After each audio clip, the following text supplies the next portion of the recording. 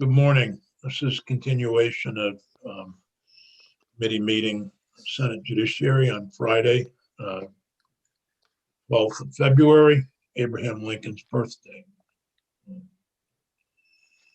I'm writing, this is a constituent letter that I received back on January 26th, and it led me to asking for this meeting, and I recognize the Judiciary Committee may not have jurisdiction over these issues, but on the other hand, if there's anything in the green books, a former chair of this committee told me that we have jurisdiction over anything in the green books for the Judiciary. I've never pushed that, but his name was John Bloomer, and I guess he could do those things. Senator Sears, you keep fading out. Oh, I'm sorry.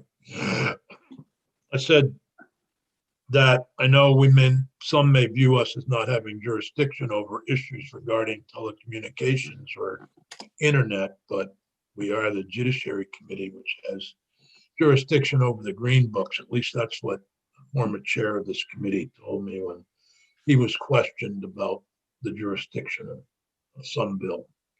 I thought our committee was the one that had jurisdiction over everything. No, because we have the green books. Although, actually, it was a letter from or an email from a constituent that I asked if I could read it, and she said, certainly. I'm writing to you with a concern. This was January 26th. I'm writing to you with a concern about our local internet provider charging rates during the pandemic. At the moment, I pay $81 per month for a plan that was quoted to me at $49. Taxes and fees make up the difference. Now I'm getting a notice telling me there will be an increase of up to $100 a month for going over the data allowable. This doesn't seem quite fair to me. Before the pandemic, I didn't have cable or internet in my house. Because I'm a teacher and I have to work remotely from time to time, sometimes for months at a time, I now have internet, and occasionally we'll go over the allotted data package. Thinking about families in our district, they're already stretched so thin. Imagine having 3 school-aged children and they're all on devices most of the day. And because they aren't supposed to be visiting their friends and it's cold outside, they choose to spend extra time on their devices talking with their friends. That family is definitely going over the data plan. I know that Comcast has special rates for low-income families, but not everyone is low income that needs a hand. Many people don't qualify for help, but the extra money will hurt them. If there's anything you can do to halt this process, I would certainly appreciate it. And I'm certain the families, the students we teach would greatly appreciate it as well. Please let me know if you have any questions and I'll be happy to answer them for you. I'm writing as a private citizen and not a representative of the school district. I hope this email finds you well. So that's really what leads me here. And our first witness is David Curtis, the head of the Consumer Protection Division of the Department of the Attorney General, State of Vermont. Chris, welcome. Happy New Year to you. I don't think we've seen you yet this year. Thank you so much, Mr. Chair, members of the committee. For the record, my name is Christopher Curtis. I'm the Chief of the Public Protection Division at the Office of the Attorney General. Within public protection, we have our Consumer Protection Antitrust Unit, and we have our Civil Rights Unit. And I'm pleased to, I want to thank the committee for giving me the opportunity to put on a coat and tie today. Not so often I get to do that anymore, so thank you for the invitation. And let me just begin by saying, Senator Sears, the letter from your constituent really resonates with me. I'm a parent of 2 kids. I'm working from home. I got 2 kids, partly in the schools, thank goodness, and spending a lot of time on devices, though, doing homework or extracurriculars that the school assigns that they need to use those devices for. In addition, as the letter writer correctly points out, it's all the social and recreational pieces that kids are missing out on because they can't spend time with their friends. So this is an unusual time, and I want you to know that we are very mindful that consumers and Vermonters are having to deal with a whole variety of unanticipated crises, the public health crisis, but that's directly affecting their wallets in any number of different ways, either through loss of job, loss of income, having to scramble to pull together grants or take work on the side, or maybe they're an essential worker and they're having to purchase masks and bring those to the workplace and do the work that we rely on them for. So any added financial burden to households right now is especially concerning. And I think your constituent hit the nail on the head in terms of her concerns for herself and her family. I can tell you that with respect to a proposal to impose data caps on existing plans and the impact that they may have on consumers, we've had consumers reach out to our office as well. So we have had our consumer assistance program, that's the shared program, joint venture between the Office of the Attorney General and the University of Vermont, where we take calls from consumers on the order of 10 to 15,000 calls a year. And we have had calls on this issue. So we know that Vermonters are worried about this. I want to acknowledge that as we understand it, Comcast has confirmed that they are delaying implementation of these proposed data caps and overage fees until at least July.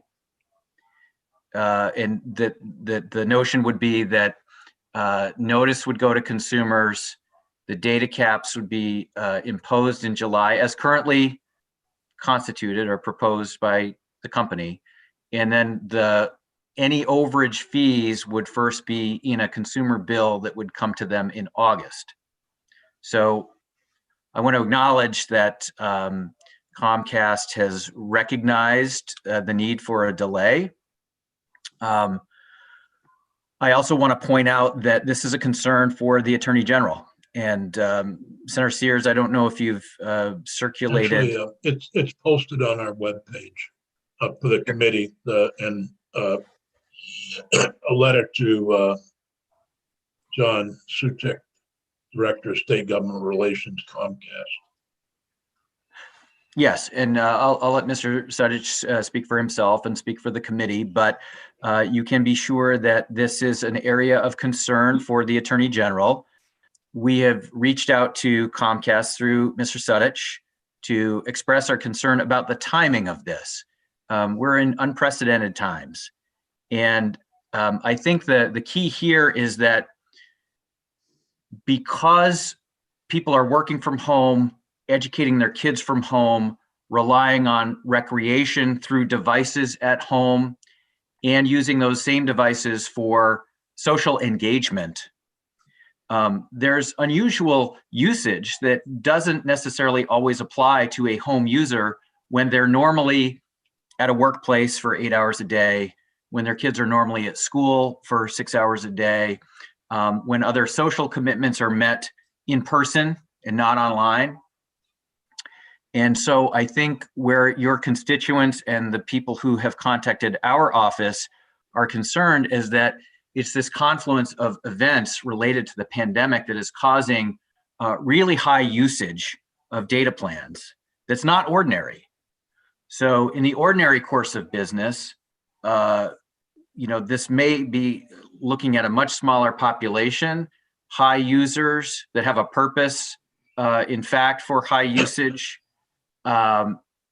But this is a little different because of the times that we're currently in. So we've raised that question, and the Attorney General has requested that Comcast consider his request to extend or delay implementation of these data caps until at least the expiration of the executive order plus 30 days in order to give consumers notice. So that was the purpose of the letter.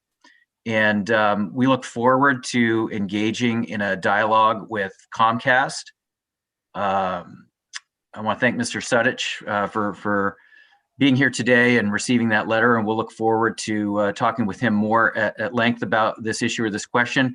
I do think for consumers, there should be some relief in terms of knowing that this isn't going to be imposed right away, immediately, that there's been a delay, a pause in implementation. And to the extent that we can help consumers, we want to be able to do that. Senator White has a question. So will the implementation be retroactive? I just got a notice that my bill was going to go up by $100 this month. So Wow. I just wondered if I'll let I know you're shaking your head, but that's what it said on. I get a notification on my email, and that's what it said. It went up $100 this month. Well, my constituents letter says up to $100 a month in data overcharges, and I don't know if yours was up to or if it's actually 100. Well, it was like 97 or something like that. Actually, when I just, because of the activity here, I just upgraded my internet service, and I asked the lady, please don't put me on one of those data caps, but she did. This is from Comcast. But I said, well, what about this data cap? Well, you'll never reach it. So I hope she's correct. No, she's not.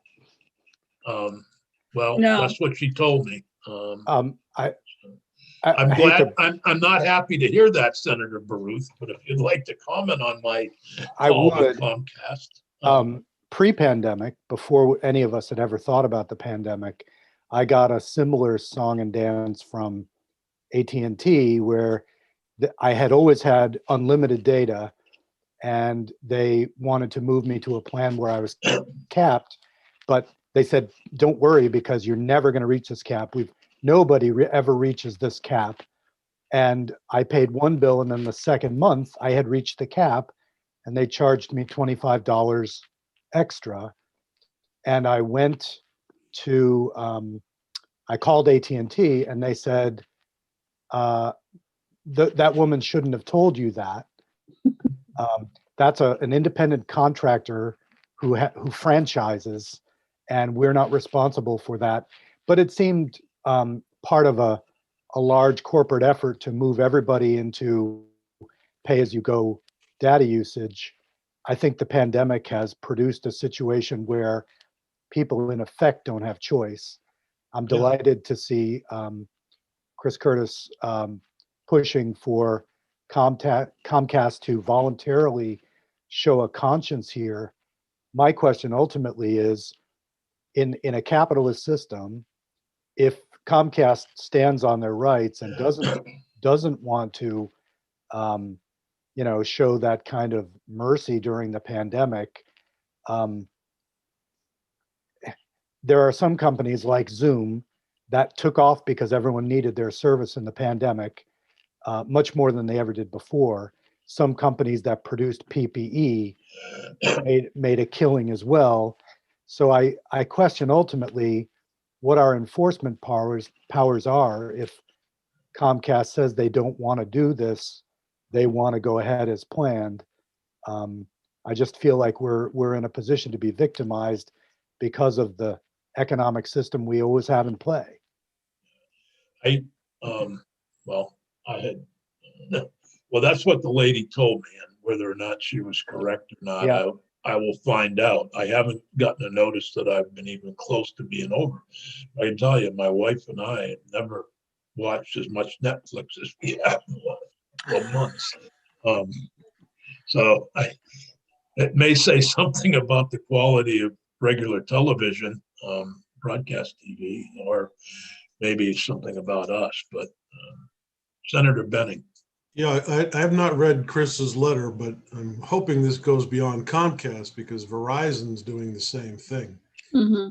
And are these for cell phones? Because I've been on data limits for my cell phone for years. Yeah. Is this a new thing? In my case with Verizon, it is a cell phone. Yeah. I would like to point out also, Chris, and I think it's in the letter from the Attorney General, which I think is important to understand. Many of us do not have a choice. Senator Baruth made the comment about a capitalist society. As far as internet providers go, most of us do not have a choice. For me, it's either some satellite provider or Comcast. At one time, I tried to sign up with them before Consolidated. What was the name of that company? Is that Fairpoint, Senator? Fairpoint. But they said, well, you're in the middle of your street. Therefore, if you're on either end, we could provide you with internet, but we can't because you're in the middle of the street, which I thought was the dumbest excuse I've ever heard. But that led me to Comcast for my internet provider. I don't believe I have a choice. And I believe I've seen statistically that 80% of the United States households do not have a choice in internet provider. Now, maybe Clay Purvis from Public Service Board. No, Clay. You changed the name of the company of the state agency, but yep. Yeah. Do you want to answer some of these questions about choice and about data plans, or did you have more, Chris? I didn't mean to cut you off. I think that's the gist of it, is that we're pleased to see that there's a pause and a delay in implementation. We're looking forward to talking with Comcast more about its response to our request at this time, and want to thank the committee. I think you're raising really important points. We came today to talk about Comcast and these data caps in the context of that particular item, just because those are the complaints we've been hearing about, and that's what's before us. I appreciate, Senator Baruth, your inquiry around wireless generally. My understanding is that data caps and wireless have been around for a while. And I don't know, it'd be interesting to look at the issue of usage during the pandemic and how that translates between wireless plans for telephone service versus broadband that's used for the audiovisual that we're all using on our screens to either conduct business or educational opportunities, et cetera. There may be some granularity of difference there. Maybe there isn't, but worth noting that there's a distinction in terms of what the service actually is, right? Telephonic service versus, the sort of video streaming services. So, but is there a difference? I mean, I guess I see what you're saying. It wouldn't hurt to look into the fine difference, but I do Zoom meetings on my phone. I do them on my desktop. My kids FaceTime on their phone. They watch Netflix on their phone. I think it's all really just one set of delivery systems for one system. We just, because of our history of how we got into it, we still have legacy markers of difference, but it really is just streaming data everywhere, right? Well, this is a great question for public service in terms of just the regulatory framework itself and kind of what exists and what the landscape looks like. So I'll defer to Clay, and then you may want to hear from the company representative too, because they may. I do want to hear from John. But first, I want to mention David Hall is here, and what we're planning to do is make recommendations to the Finance Committee and the Committee on General Affairs and Economic Development on looking into this matter.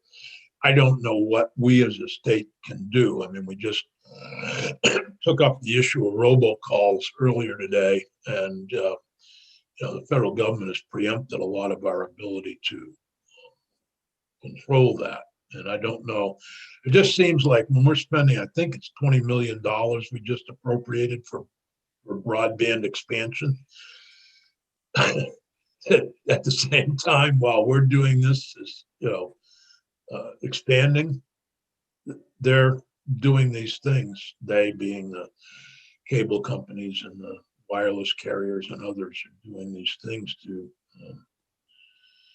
It makes me feel like we're getting used. Well, happy to jump in here, Chris. Yeah, if please you're do. all set. Thank you, Chairman. So my name is Clay Purvis, for the record. I'm the Director for Telecommunications and Connectivity with the Department of Public Service. Just a little bit about the department, because I do not think we're in Senate Judiciary very often. We are the state's utility regulator. In Vermont, we have a bifurcated regulatory structure. We have a Public Utilities Commission that acts much like a court. The Public Service Department is, I think it's fair to say, the public advocate for proceedings that occur at the Public Utility Commission. Mr. Curtis referenced the kind of regulatory landscape in telecommunications that I think is actually quite confusing. As you may know, we regulate electricity, we regulate gas, water systems, and the like. And when it comes to electricity, it's very simple. We regulate distribution, whereas the federal government regulates transmission. When you talk about telecommunication service, it gets very complicated. We've always maintained regulatory control over telephone service or basic voice service. But as Senator Baruth pointed out, these things are coming together. They're converging into a single system, and voice traffic is migrating to the internet. We are, as a society, I think, migrating away from voice-only calls to platforms like Zoom. People are communicating in lots of different on lots of different platforms, email, social media, and the like. And those are regulated as information services. And broadband generally is regulated as an information service and an interstate service. So that really resides with the federal government and not the state, unfortunately. And as you may know from the news over the last few years, the FCC, under the prior administration, took steps to deregulate and forbear from regulating broadband internet services. And that was mostly around the net neutrality debate. Data caps are a kind of unfortunate network management tool that companies employ. The idea here is that data caps will cut down on traffic congestion by capping people from using their service as much as they want, and thereby helping the company manage traffic and having to or being able to get by without making significant network upgrades. Data caps have long been used in the wireless industry as a way to manage wireless networks because their capacity is much less than wireline networks.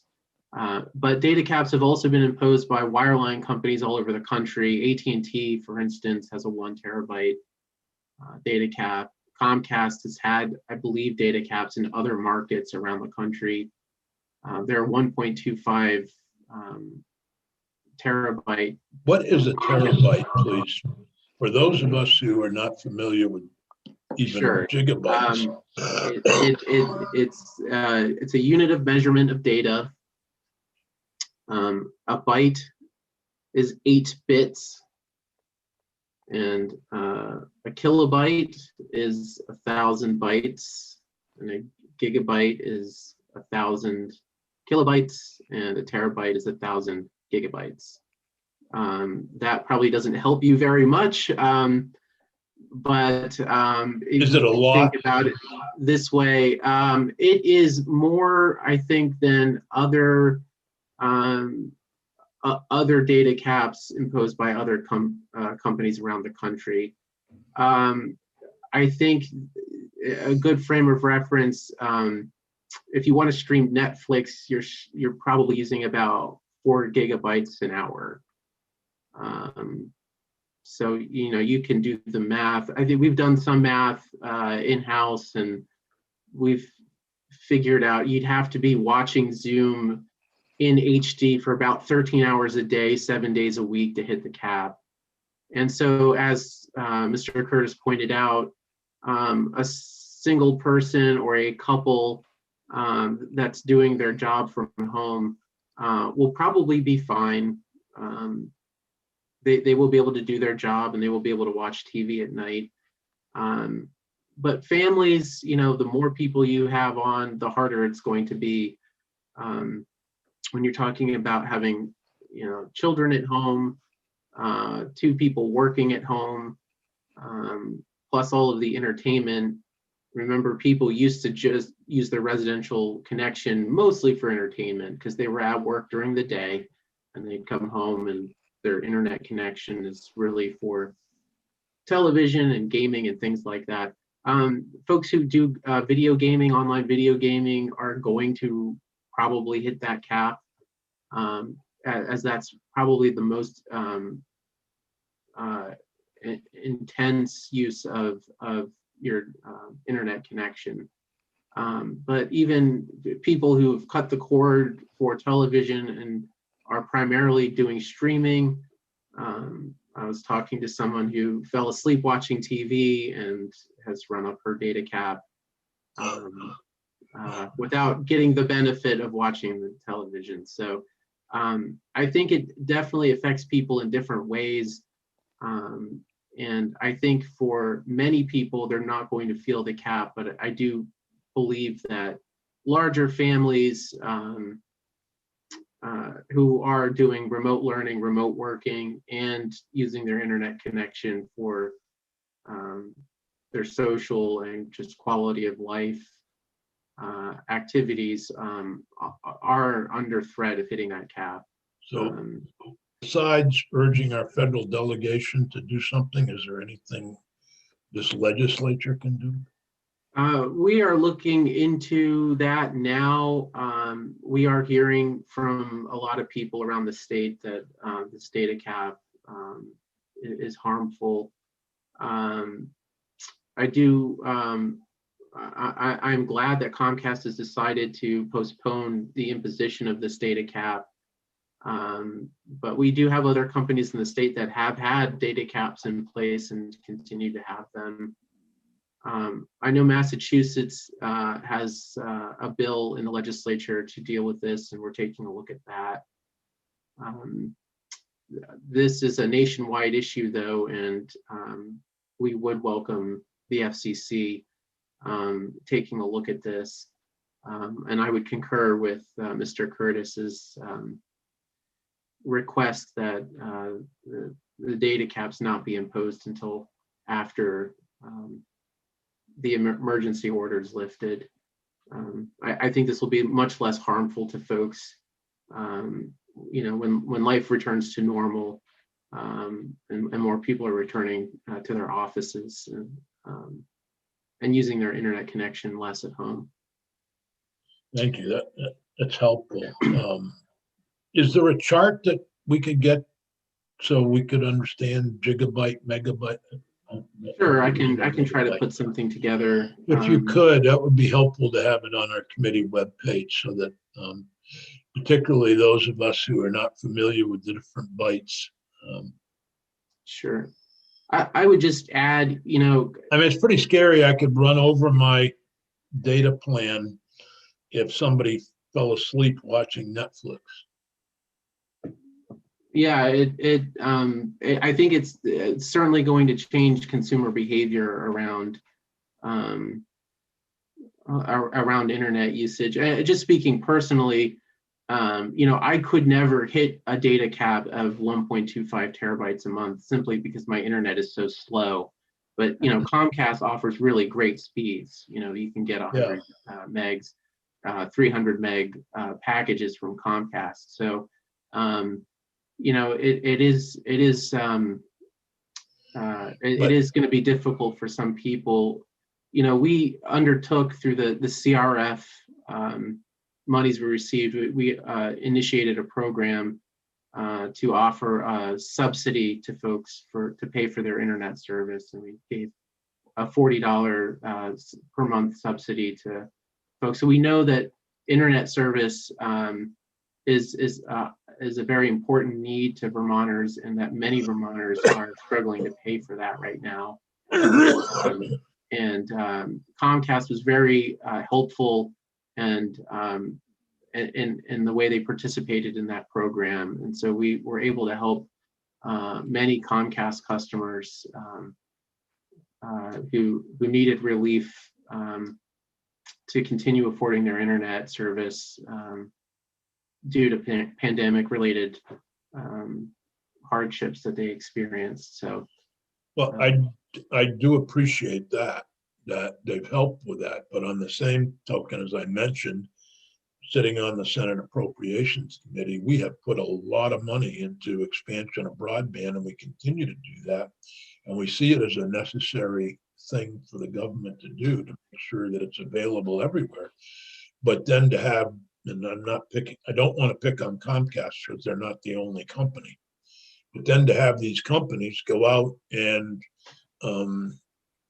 put these arbitrary caps on to control their, to control their traffic, which may be a great idea, but then maybe they should pay us back for the money that we're putting into expanding their broadband so that they can get more customers.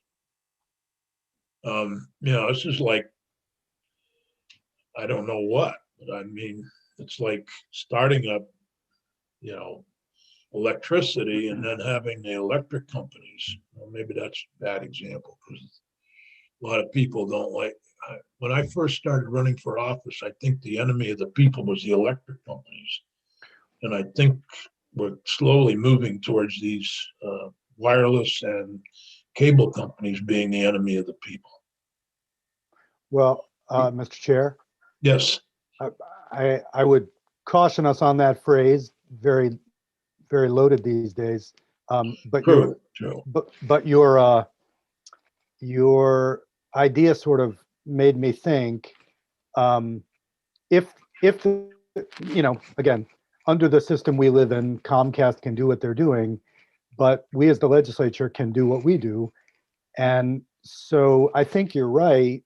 If we were to calculate since the pandemic started, how many customers have been added to each company via our expansion of broadband, and then we were to,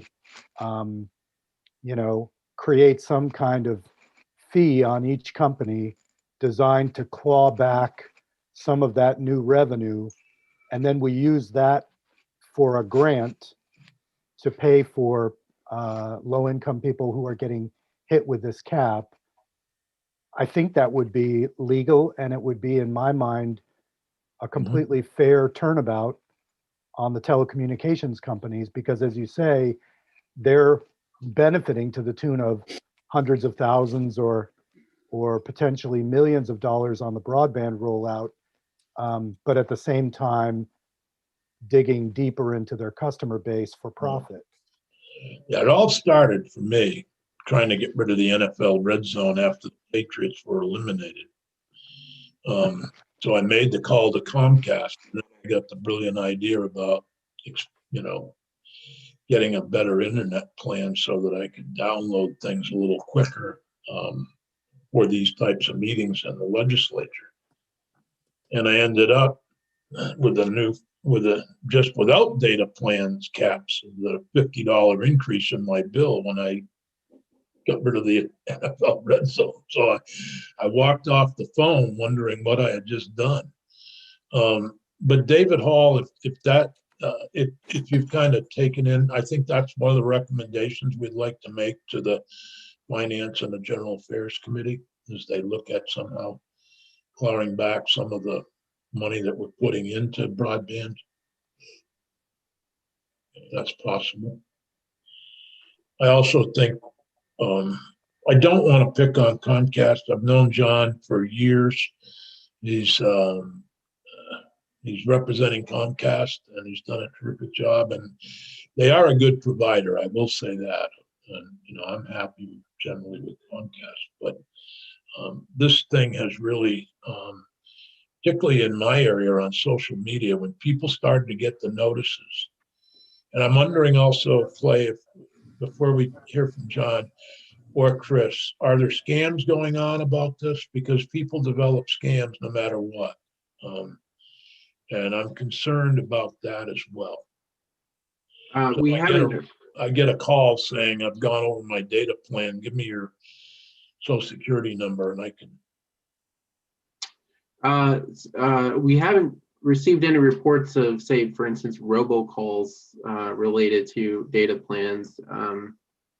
We know that all of our warranties on our cars are expired, and we need to extend that immediately. But I have not heard yet of any scams targeting, say, Comcast customers or VTEL customers. I did get, on social media when this first came, when I first learned about this issue, there were reports of scams related to this issue. And the good thing about those calls about my warranty, it's always the last call I'm going to get. Yeah. Yeah, if I can just chime in for a moment, as I think you all know, our consumer assistance program receives anywhere from 10 to 15,000 calls a year from consumers. Many of those are about robocalls or scams using robocalls.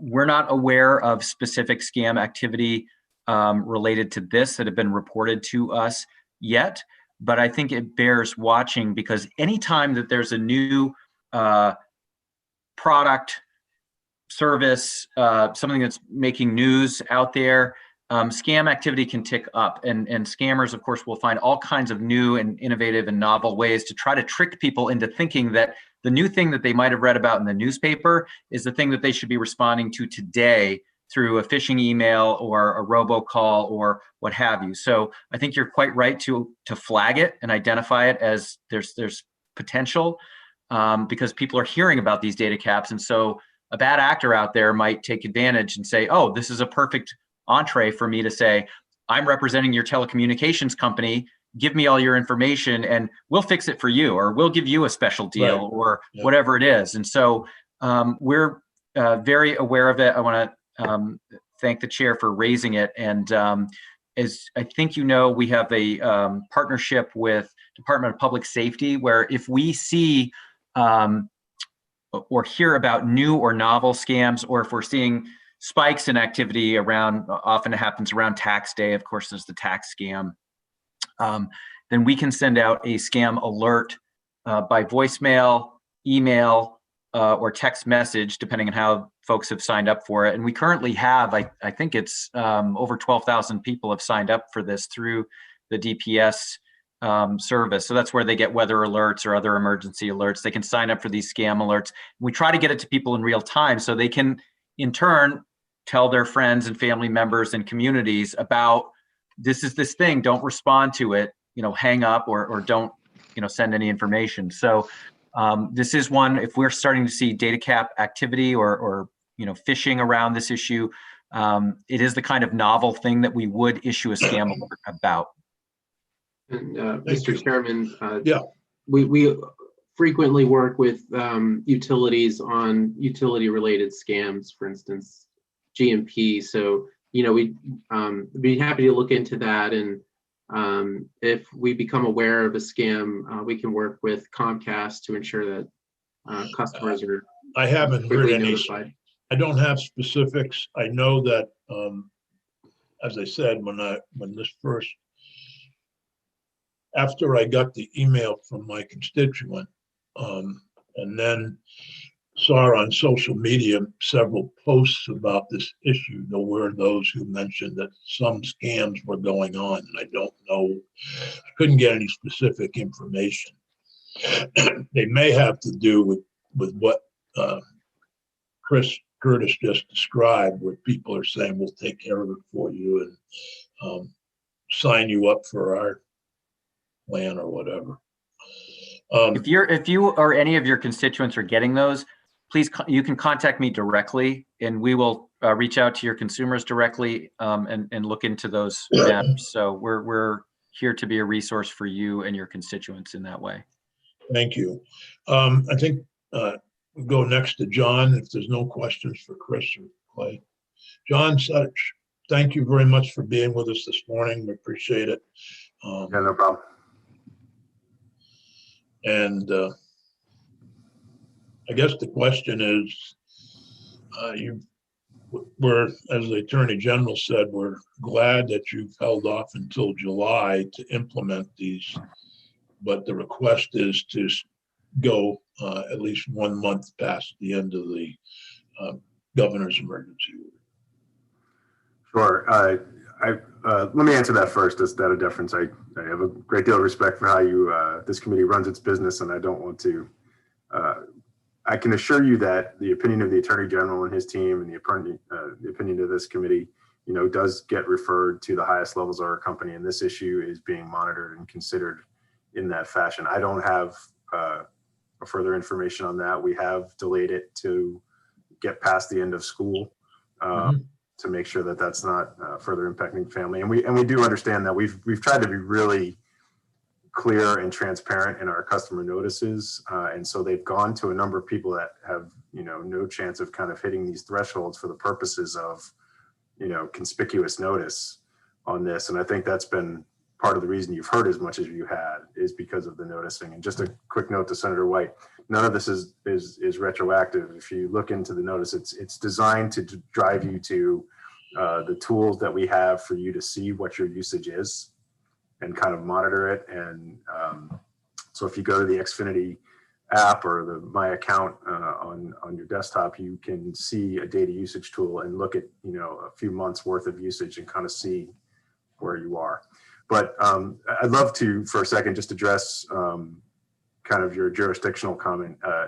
From our perspective, the Attorney General has perspective to talk to us about whatever he wants or she wants, whenever he or she wants. And that includes A.J. Curtis, who I've worked with over a number of years to sort of resolve these things. We think it's really important to maintain a conversation with the state's top consumer protector, and that includes Director Purvis as well.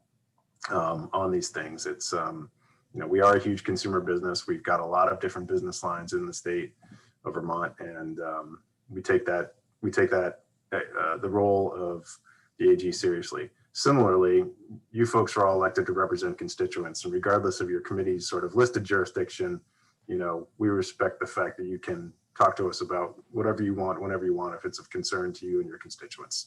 So. We don't sort of dive into like, oh, you can't talk to us about that, Senator Sears. That's not your job, but it is your job. Your job is to represent your constituents as you see fit, and we acknowledge that. So any of this feedback and all of this feedback is sort of being collected and talked about. And if there are further modifications at some point, we will provide that feedback to the AG, and we can talk to them about how to disseminate that more broadly. So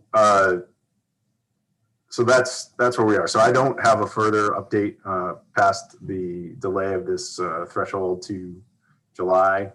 There may be some modifications in the notification so as to maybe not cause as many people to be concerned unnecessarily. The primary structure of this was to acknowledge that very few users can drive up to 1/5 to 1/4 of the network's use in a given time, and to sort of have a pricing plan that reflects that use. And as I think Clay did a really good job of explaining all the different ways that data can be consumed. But one of the things we've seen, and we absolutely acknowledge the pandemic, and I would love to. And we acknowledge the importance of the internet during the pandemic. We think we acknowledge the importance of it, period. But obviously, there's been a huge change in use for all the reasons that everybody's laid out today. And we see that, and we respect it, and we've built our network to accommodate that. But there are instances where a few users, can drive the use, the certain capacity network, and that requires architecture and investment to sort of accommodate. And so this pricing plan is designed to acknowledge the users who do that, and rather and put that responsibility for increased use on them. But yes, it's hard to kind of do one size fits all, and you do bump into these situations that were referenced here today. And that's one of the reasons we delayed it. Senator, I want to be deferential to what the committee may want to sort of drive the conversation, but I'm happy to speak. We've done some really significant work. I mean, I've probably spent 90% of my time since last February on pandemic response issues and communicating to the governments I'm responsible for on those. And I don't want to kind of get super windy out of deference to the way you guys manage your business. But would you like me to take a couple minutes and just sort of go through some of those so you can kind of see the that might be helpful to understand your role. Sure. And I mean, without the internet, we couldn't have this committee meeting. Obviously, we can't be Montpelier. So, and your Comcast is my internet provider. I suspect the majority of the committee, it may be. I do have AT&T for my cell phone, and I have whenever I take a vacation, I usually end up going over my data plan. Sure. And what they do is just slow down my data. They don't charge me extra, but my data becomes extremely slow when I got over it. So I don't know if that's something that Comcast could do, or Gosh, no. We have committed to open internet principles, and that means no blocking, throttling, or any of that stuff. And so we politely reject the term data cap and prefer to call it a threshold. And for our own uses, we refer to it as usage-based billing. Because we know we do not block, throttle, or otherwise sort of limit access to the internet in any way, shape, or form. We've been completely committed to open internet principles from the get-go. And so, no, so there would be no impact on service. It's simply an acknowledgement that a particular household hits a certain percentage of usage. And it is a massive amount of data, but originally, and I think Clay referenced that, it's not a new policy for Comcast. It was rolled out in about 2/3 of the company throughout our service. And the Northeast had not been implemented, but it was around the time of when the pandemic hit. It made no sense to implement it at that point either. But we did adjust nationally the limit from 1.1 terabyte to 1.2 terabytes as to acknowledge that there was going to be a change in internet usage throughout the pandemic. Specifically in Vermont. Senator White has a question. Oh, I'm sorry, go ahead. Oh, yeah, but finish first what you were saying. Oh, well, I'm going to go into a little bit of a speech on all the stuff we've done on sort of the consumer side and the deployment side. So if I don't want to get away from something you want to talk about before I get into that. Well, I just was going to ask the question about, you said that it wouldn't be implemented until July, until school was out. Yeah. And so I'm just curious about those people who have, because I did get a message the other day that said my bill had increased by about $92. Okay. And so my question is, for those people like me who have gotten their bill already, do I ignore that? If it's not going to be implemented until July, how about what do those of us who have already received a massive increase in our bill do about that bill? So any notice should have been accompanied with a credit on your bill for that additional, because the messaging has been about sort of, this is what you would have accrued in charges under your current. So again, I think this has been a funny one to deal with, right? Because, and I hopefully, well, Chris, you don't need to nod vigorously, but part of the commitment we've undertaken in this particular policy is clear, conspicuous, and substantial notice about what these changes are, so that, and originally it was, so most people the trigger was the first groups of customers got a general notice in November. It went to every single broadband customer. This is going to be our policy starting in January, but you will see, we will notice you often as you hit certain types of your threshold, so you can look at your data usage, monitor it, see if there's other factors besides your work or home or school use that are factoring into it. And then if you feel like you're going to be consistently an overage, we do have unlimited plans that you can get into. And in part, I think part of the, this is very good from a consumer transparency standpoint. It's difficult from a government relations perspective as you're talking to you folks, but we have been very, but because so many people have been getting a lot of notice as we've tried to sort of educate customers to look at their own data usage and how their homes are set up, it's triggered, a lot of reasons to call your state senator and say, hey, I'm not happy here. And it's, but at the same time, it's really transparent customer notification about the policies. So I just need to go into that deeper and look at. And the other thing Okay. is, I would encourage, especially if you have a pretty connected home, and I'd love to touch on some of those items that go beyond Zoom and school and work. We can help you diagnose what is going on there and see if there's something else that's running a bill. Like I learned the other day from a friend who had a third-party doorbell, really, high-tech Wi-Fi connected doorbell that was recording 24 hours a day in HD. That's a very good thing from a home security perspective, but it uses a ton of data.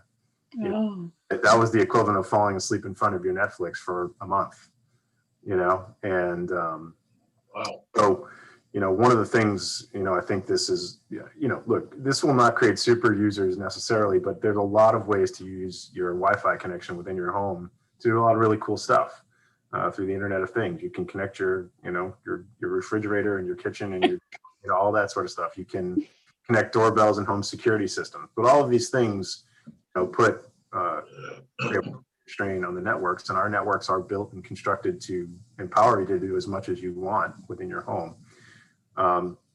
But if you have 40 of these devices, if you have a couple of kids that are heavy AT and they're doing that, for hours and hours a day, or you have a month where some of these so for example, in the gaming side, one of the things that's changed dramatically, it used to be that if you're a heavy gamer, you would have to go get the new updates for those games by going to a consumer electronics store, buying a CD package and coming in. And now that all gets done on the, downloaded through the internet. Yeah. And so, the cost that was once borne by the stores and the manufacturers are now borne by the broadband companies and their customers, as an example. And so that's an example of a systemic and sort of cultural change on the internet that has dramatically, changed the way people use our networks. And those super users are one of the big drivers of why we sort of identified this policy as something we want to work on. They, during the time of the month when, thousands of people are downloading this new update that is heavy on graphics and heavy on all the things that really can drive internet usage in a month, and that takes so much capacity, we thought it made more sense to sort of identify that very small group as people who should be bearing more cost than the folks who are just doing sort of the quote unquote regular things, which is now, as Chris, I think aptly put, a lot of things have become the regular things on the internet now. So, but look, I mean, again, cognizant of feedback from customers and public officials, we have pushed this back to July. We're hopeful that, with vaccinations and people being outdoors and hopefully just a return to normal. I hate to call it normal. I keep seeing Dr. Fauci use the term normality. So I'll call it normality versus normal. Right. We'll kind of get back that way. A couple of things, if I could. So Senator White, I guess I encourage you to call or have somebody call you and walk you through your home and help you understand it. And we would do that for any customer. That's not just for senators from Vermont, because part of the commitment we have to make is helping people understand how their homes are connected and that sort of stuff. And we have run into situations where people are like, oh, I had no idea this was going on at my house, and driving Wi-Fi usage. Yeah, it can be a neighbor getting onto your Wi-Fi, right? Sure. I live in Charles. I'm a former Vermonter. I went to St. Michael's College and worked in the ski industry for a year. But where I live now in the city of Boston, I literally see probably 45 wireless networks when I kind of click on. And Yeah. I mean, these are opportunities to educate yourself about the need to secure your networks with passwords and that sort of stuff. Before I had a secure network, I remember seeing cars parked, near my home, and I think they were on my internet. Well, I think that's the job you asked for, Senator, is for people to at your house and talk to you about right. Something. So a couple of things, and that's a good pivot to a few things that I'll be economical in my sort of fit, but we understand there's concern about this policy, but I as far as pandemic response goes, I think it's really important to understand what we are not unique. A lot of companies stepped up over the last year to address pandemic responses, but here's a few things that we did. First and foremost, we created an assistance plan to keep people connected while not running up big bills, knowing that there was going to be a lot of people who were impacted economically. So we created a thing called the Xfinity Assistance Plan, and that would allow people who were going to be impacted financially by the pandemic to reach out to us, and we would put them into a plan at about $15 a month and keep them connected to the internet and the voice, but not do it in a way that even if they wouldn't be disconnected even if they couldn't pay. But at the end of the day, they weren't going to, rather than running into a situation where you might be disconnected for non-payment, you'd have a relatively small amount of money that you would owe, like $60 versus $300, for example, if you were in a situation for 3 or 4 or 5 months. So that was among the first things we did. Second of all, on the sort of network capacity side, is we accelerated kind of investments in the network to sort of make sure that the capacity was built. Now, so we very proactively build and architect our system kind of to be ready for, we try to anticipate where consumer and work and commercial use on the internet is going to go. But we accelerated a lot of that work and made hundreds of sort of enhancements, both in the physical and then on the software side. A lot of, all the devices in your homes from us, whether it's a modem or a cable box, those are essentially, they're operating software systems. So a lot of what we do is software technology, but it takes time and effort and money. So there were both physical enhancements in the field and also software enhancements that, to acknowledge the coming capacity change or sort of the way and anticipating sort of the peaks and valleys and of when people are going to be using the internet during the day. We also made a big commitment to further deploy our network. Obviously, all of you have acknowledged, and it's been an important issue of addressing rural broadband in Vermont. And, we are the largest provider of gigabit broadband. We've invested nearly $300 million over the last several years to expand our network. And we grow our network by about, 50 additional miles every year. Well, in addition to our usual and planned network expansion, we added about 600 homes in 7 or 8 communities last year, in addition to sort of quickly deploy more broadband, within, utilizing as much of our kind of construction and engineering assets as we could. And again, we weren't the only provider to do that. We did work in partnership a little bit with the PSB. And so there's some of that was public-private money, but a lot of it was not. And the vast majority of our network is, well over 99.9% of it has been at-risk private investment. So, and then the final piece is, and I think it was Chris or maybe Clay who acknowledged it, but we are now in our 10th year of Comcast Internet Essentials. So we've had a low-income broadband program for a decade now. And we recently announced a speed increase with that. And that is $9.95 a month for low-income users. Data plans do not apply. Data thresholds do not apply to those customers. Could I ask a question about that? Sure, yeah. How do you identify low income? And is it like people who are eligible for Medicaid or Three Scars Vermont or There's how a do you? very significant matrix. I mean, almost anybody the state would identify, maybe anybody the state identifies as low income would also identify as low income for those programs.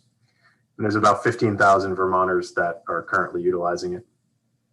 Thank you. You're welcome. Thank you, John. Yeah, and just two other things before I forget. We also, we do offer public hotspots. Originally, we built that system to be an additional benefit to our paying internet customers, to be able to use Wi-Fi hotspots on your phone rather than your data plans on your mobile phones. But we opened all of those hotspots up to the public in March, and they are open for the foreseeable future, so that people who may want to get on a hotspot, and if you have a mobile service but you don't want to, you can utilize that for your mobile phone. And then finally, we are in the process of launching what we're calling lift zones. And lift zones are essentially community Wi-Fi areas, usually done in concert with a local community group like a Boys and Girls Club or others. We have 4 currently planned for Vermont and Virginia, Burlington, Bennington, and Rutland, or excuse me, Brattleboro and Rutland. Sorry, Senator Sears. I am too. And we're gonna be deploying thousands of these, and these are designed to be. If you've ever been to an internet cafe, imagine a sort of internet cafe on steroids in your community, where families and individuals can go in a safe place and access the internet. Actually, when you're on a cruise ship and you dock in certain ports, they have internet cafes, particularly for crew members who are, visiting with relatives far away. And I know those folks really look forward to where they have those internet cafes. Some charge, some are free. Yeah, so ours would be free. We connect them to an incredibly high grade of Wi-Fi connectivity, so multiple people can be utilizing it once, and then work with the community partner to create a space that's socially distanced and safe, current public health guidance, but is a place they could go that's not their house, and work on that sort of stuff. So that is my very post spiel. But let me finish where I started, which is, the delay has been made directly in response to concerns raised by customers and public officials, and your continued concern and continued guidance on what you think we should do is taken in and brought back to the company, I can assure you. And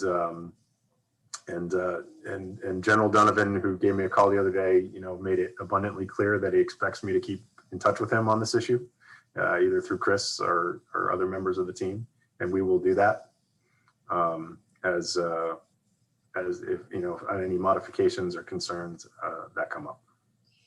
For what it's worth, I think this committee would be unanimous, and I don't think there'd be any objection that we fully support the Attorney General's letter and urge Comcast to, at least before they start charging data, wait until 30 days after the governor has lifted the executive order. So if that were in the form of a motion, we could have David perhaps send that to the Attorney General and Comcast. Senator Bruce. So moved.